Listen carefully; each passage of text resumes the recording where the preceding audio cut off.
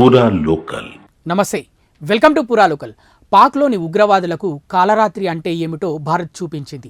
త్రివిధ దళాలు అత్యంత సమన్వయంతో నిర్వహించిన ఆపరేషన్ సింధూర్ కోసం భారత్ అమ్ముల పొదిలో నుంచి అత్యాధునిక ఆయుధాలను బయటికి తీసింది. ఆత్మాహుతి డ్రోన్లు, స్కాల్ప్ క్షిపణులు, హ్యామర్ బాంబులను వాడినట్లు ప్రాథమిక సమాచారం ఆధారంగా తెలుస్తోంది. వాస్తవానికి మిలిటరీ ఆపరేషన్లకు ఏ రకం ఆయుధాలు వాడారన్నది దళాలు ఎన్నడూ బహిర్గతం చేయవు. కానీ అవి లక్ష్యాలను ఛేదించిన తీరు ఆధారంగా అంచనాలకు వస్తుంటారు.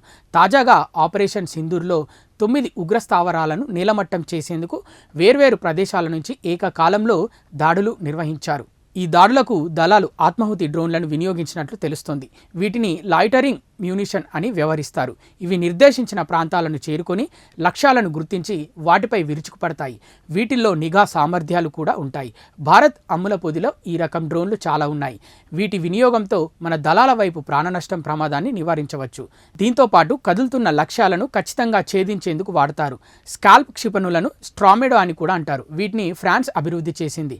ఇది దీర్ఘశ్రేణి క్రూజ్ మిసైల్. దాదాపు 250 కిలోమీటర్ల దూరంలోని లక్ష్యాలను ఛేదించే సామర్థ్యం దీనికి ఉంది.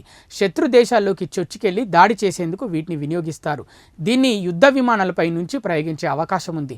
భారత్ తాజాగా దాడిలో ఫ్రాన్స్ తయారీ రాఫెల్స్ నుంచి దీన్ని ప్రయోగించి ఉండొచ్చని భావిస్తున్నారు. బంకర్లను ధ్వంసం చేసే హ్యామర్, బలంగా నిర్మించిన బహుళ అంతస్తుల భవనాలు, బంకర్లను ధ్వంసం చేసేందుకు హ్యామర్ బాంబులను వినియోగిస్తారు. ఇది స్మార్ట్ బాంబు కోవలోకి వస్తుంది. వీటి లక్ష్యానికి 50 నుంచి 70 కిలోమీటర్ల దూరం నుంచే ప్రయోగించవచ్చు.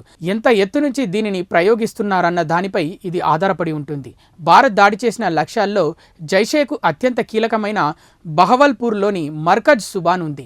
ఇది సరిహద్దుకు 100 కిలోమీటర్ల దూరంలో ఉంది. జైషే మహమ్మద్కు చెందిన ప్రధాన కార్యాలయంగా పేర్కొంటారు. ఇక లష్కరే హెడ్ క్వార్టర్ అయిన మర్కాజ్ తోయిబా కూడా ఉంది. సరిహద్దుకు 30 కిలోమీటర్ల దూరంలోని లష్కరే క్యాంప్ కార్యాలయం ఉంది.